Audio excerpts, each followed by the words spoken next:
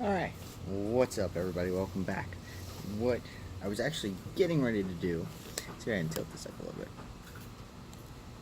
There we go. A little bit better, you can see me. And I can see you. I was actually getting ready to start stitching this holster together. And I realized something, that once everything is stitched together in certain loops on the inside of the holster, it's going to be very difficult to seal the inside. So I think what I'm going to do is I'm going to seal these hard to reach places, like the inside of the belt loop for the back plate with the ammo banding. It's going to go across the front. You see I've already put my eyelets in, just so that's done. I also put them on this. Remember, I've got to pull all these stitches and throw my white back in there. So, sorry, my dogs are trying to eat each other. But yeah, and I think, let's see, not going to have to get that. That should be okay. And then I'm going to have to get this part. No, because that'll be snapped. So that's not getting stuck together. So really, it's just really hard to get your Resolene or your Super Sheen, whatever it is, actually in these little crevices, because these, you can get smaller daubers or you can get different ways to do things, but you know, it's much easier if you just, while it's still open, go ahead and knock it out. So that's what we're going to do real quick. Then I'll probably cut you off. We'll start stitching some stuff together. And really, I don't need to do the stitching part because it's pretty easy. Sorry, my dogs are in the background eating each other. I should probably stop, but that's fine. We'll let them go. Hey, I'm trying to make a video. Could you get out of here? No, that. Well, at least they stopped eating each other. So, anyway, we get my random player. You know, I wish you could see that. Just how much is actually coming off of these things. And like I said, I still have yet to figure out how to stop that. But anyway, so we're just doing it inside, so I'm not really overly concerned about it. If I get some of the nice foam brushes, we'll try and get that. And part of the reason I normally like to do sealing all the way at the end, the very last thing, because I like my my thread to be sealed, you know, because it kind of gives it a nice hard coating. To me, so far on the things I've used, it prevents the fraying of your thread and things like that. So I think it's good practice to seal over the top of your threads. I mean, I imagine that there's probably a reason to either do it or not do it.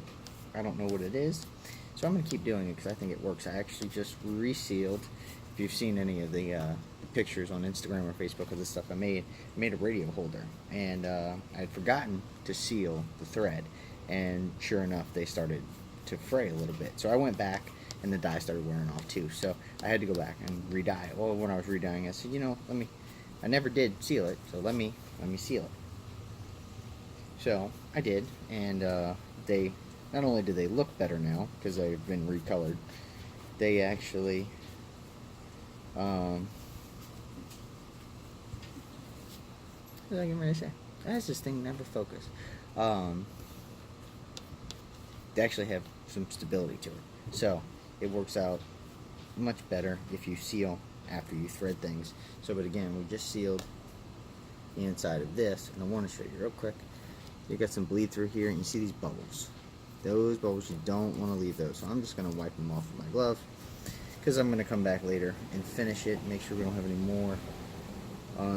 Because those bubbles create weakness in the leather. So we just gonna set that off. And if they get snagged or something, or if you ever try to pop a bubble after it's dry, it actually will peel the Resolene off. That's why I said it's such a nice clear coat, and it really is kind of coats it in plastic, in my opinion. So I've kind of worn this one down a little bit. I don't want to ruin my new bottle of Resolene, so I'm gonna set that one off to the side. Pull the holster out. I just realized I didn't bend the camera down for y'all to see that earlier. So anyway, See, actually, see if I can get the camera to focus on that now. I think my wife is watching me out of the door. Shut up. I know, I love you. Told you, anytime I make a video, it always seems like everybody's gonna look at me crazy if they ever see me. Sure enough, my wife, I don't know how long she was standing at the door watching me, but I'm sure it was long enough for her to laugh at me, take a Snapchat of me, anything like that. So, and this particular bag, Dauber, just does not want to stay put. I'm gonna fix my light a little bit. So, plenty of thread. So anyway, again, I'm just gonna seal the inside of this because leather does not like metal. It will absorb all the oils and all the moisture off of a gun or knife or whatever else you're making. So this will, in theory, prevent all the oils from being absorbed. So it'll prevent rust a little bit longer. Now again, you shouldn't leave a gun in a leather holster for many reasons, but one of course being that it will rust it out. You know, it'll give it pits and all this other stuff. Damn bubbles. So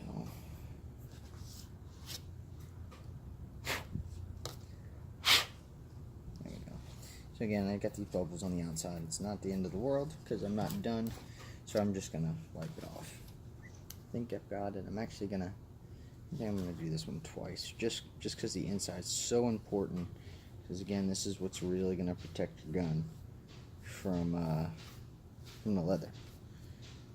So I'm gonna go ahead and hit this side again. Starting in the middle, so hopefully I'll have a little less bleed through than I did the first time. You see all them freaking bubbles? The bubbles on the inside aren't too big a deal because they get wrapped up. So I just try and smooth them out as best I can.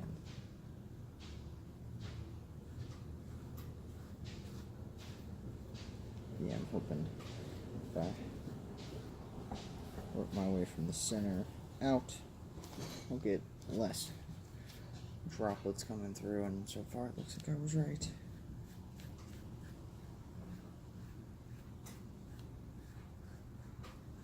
That's why I normally make my videos when my wife isn't home, because she can't look at me like I'm stupid. So, just kidding. I know she's very, very supportive of what I do and all of my crazy antics, and we appreciate her for such things. Because if not, I wouldn't be here making YouTube videos on how to do this. So you see, anyway, back to what we were doing. I wish the camera would focus a little bit better. But anyway, we're getting at 8:15, 17. So I'm just gonna kind of work my way through this. I'm gonna try and get this done. Some really, really thirsty leather over here,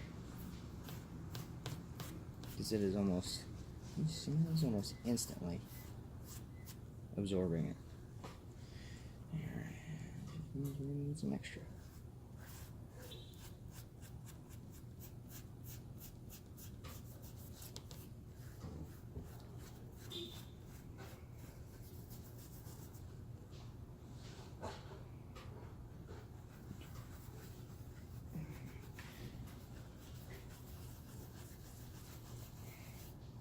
So, and another reason, before I stitch this together, we've got to make sure to put all our hardware in. All of the snaps and rivets and things like that. Yeah, man, that is absorbing it so fast. Let's see, maybe you can see this now. You see just how fast that's disappearing. I guess it's a good thing. It's absorbing it correctly.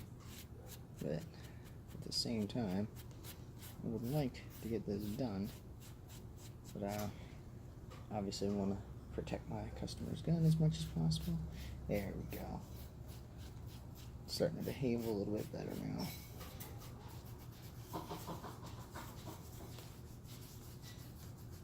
So,